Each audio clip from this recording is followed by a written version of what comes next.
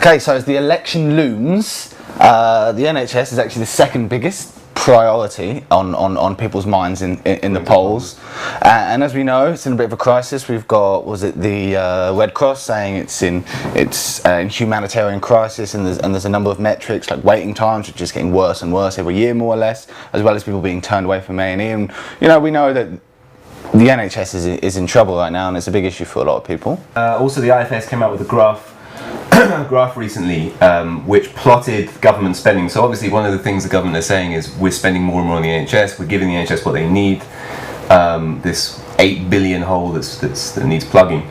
But the IFS released a graph which is really interesting. It kind of plots the government spending in accordance with a rise in population, so the rise in population that's happened. Which is one of the biggest reasons why absolutely, you can spend more, but it's not enough, right? Yeah, actually, we could go in more detail about that, but also, so there's the population growth and the age growth as well. So there are more old people these days. So they plot against that. Damn old people. And they find that with those two factors in, actually, government spending has decreased. But you can take that with a pinch of salt. It's an important way to look at it, though, because not many people are really. I mean, it's not as simple as more or less money for the NHS, right? It changes with the amount of people we have in the country as new treatments become available. Just locally, there's a guy fundraising for some treatment which is not available on the NHS because of how expensive it is. And if everyone was entitled to these treatments, then the NHS spending just goes up and up. So it's not so simple. But the NHS, it's in crisis. In the face of this, to most people, is Jeremy Hunt, right? Oh. Jeremy Hunt. So many people are saying, Jeremy Hunt, resign, he has to resign. But I think I'm with Jonathan Pye on this one, insofar as the Tories have an inexhaustible supply of bastards. And okay, that's quite partisan. But the point is, I mean, it's objectively true. It's Tory policy, right? That's causing this problem, not Hunt himself. Yeah. But he's in trouble, and following this election, he may not have a seat. So Compass, some of you may have heard of, is like a non-profit organisation, and they're focusing on basically trying to manufacture liberal alliances in different constituencies. And this is obviously between the Liberal Progressive parties, so the Lib Dems, Greens, Labour, and other independents that also happen to be running. And so this is happening in South West Surrey, which is Jeremy Hunt's constituency. There's a woman who ran last time, in 2015. I think she got about 12% of the vote. Respectable. Very respectable, especially because she's representing the NHAP, the National Health Action Party, which is a non-mainstream party. So basically, in this constituency, all the parties, well, the Lib Dem candidate has been convicted for something. He's been suspended for some reason. He's done some dodgy. I won't make any claims. I was going to make a pledge breaking. Yeah, not paedophilia. Wasn't paedophilia. Okay, I did think paedophilia, but it might be paedophilia. I don't know. It's good to semi-confirm it's not paedophilia, but maybe it's paedophilia. He probably didn't touch little children. Oh God! So that's the Lib Dem MP. Is a kiddie fiddler. On to Labour. So the Labour and the Greens, basically. So in this Compass meeting, and they released a press release on the 6th of May, basically saying the Greens and Labour have agreed to step down. They're not going to campaign, and they're going to offer their support to the NHAP, to the National Health Action Party. Dr. Louise Irvin. So they've all agreed to step down, and actually 3 Labour members have been not suspended but expelled from the party because of this, because obviously the Labour stance is no Liberal alliance, we're going to run for every single seat. Right. So they've got in a lot of trouble for this. But actually, so this is one, basically all the progressive parties in South West Surrey have agreed to step up to campaign together to form one coalition essentially against Jeremy Hunt, against the Tories. So he is actually in some trouble, potentially. I mean, it's crazy. I mean, I can barely believe that this is happening. But I think the NHS, it's very much lionised as this beautiful British thing that we all get behind. So if the face of its destruction, it's no surprise, I guess, in a way. But it is kind of heartening that people can come together like this to unite behind something, which I personally think is a really beautiful thing. The NHS is very much worth saving if possible. It's worth saving. I mean, of course, that makes it sound like the Tories just want to destroy it, but it's worth saying, look, we need to do better.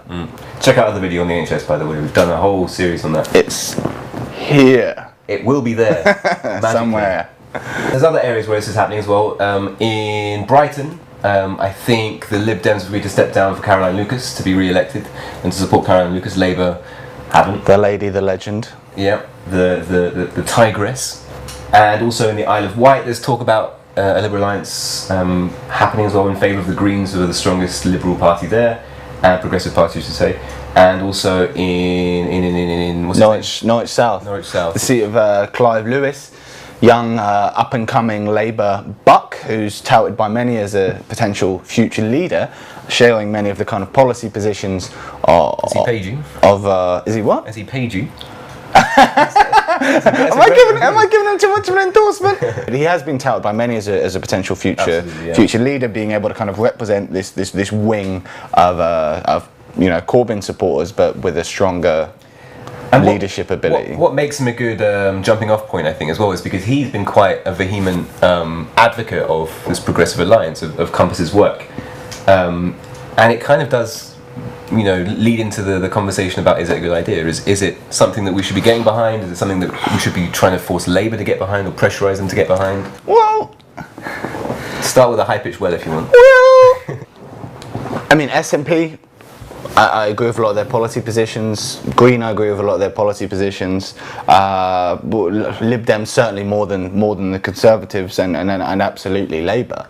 So I mean, it makes sense but in theory, but I mean, when they were actually in government, can we imagine that it would be as harmonious as it seems? I mean, it's united against something, isn't it? It's not necessarily for all these parties. It's like anything but the Conservatives, and I think get behind that, because I think the Conservatives are very much just tearing apart the public services that this country's proud of, and they're just driving inequality, pursuing inequitable growth in a country that's already more unequal than it's been in decades. So yes, I think I am in support of it. I think it is a good idea, but it does face problems. I think you're right. There would need to be a very a rigorous meeting beforehand, like upon creating a coalition, an actual in-government coalition, ruling party. There would have to be these very strict, okay, what are our stances? How are we going to merge the manifestos together? As you said, a lot of their policies are very, very similar. For example, education spending, I remember hearing, it's 6 billion from Labour and 6.9 billion for Lib Dem. Essentially, they've taken that figure by trying to just maintain spending per pupil. That's what the increase, and they tend to come together quite a lot on that. But Brexit could be an issue, for example. Right, that's a big issue.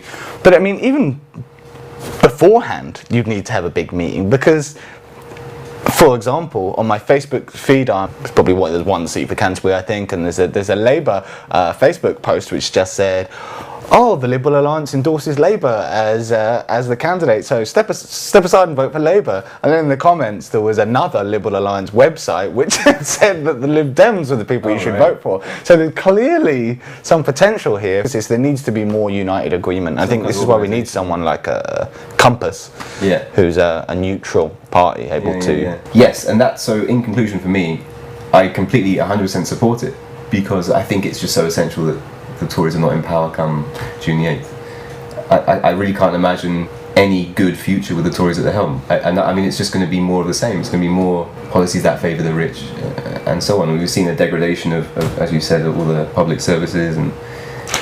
Yeah, I mean, when May came in and she made the speech that she did, about essentially ending a kind of crony capitalism and making strides towards reducing inequality, I was really ready to give her the benefit of the doubt, and I was also enthused by saying she'd like to take action on slavery, for example. As I thought, wow, that's a great thing to take a lead on. Talking about the jams.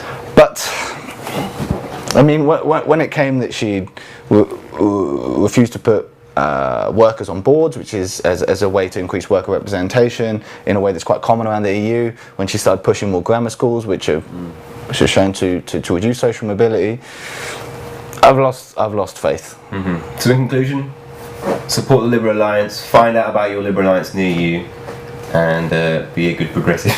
Yeah, I mean, think about it.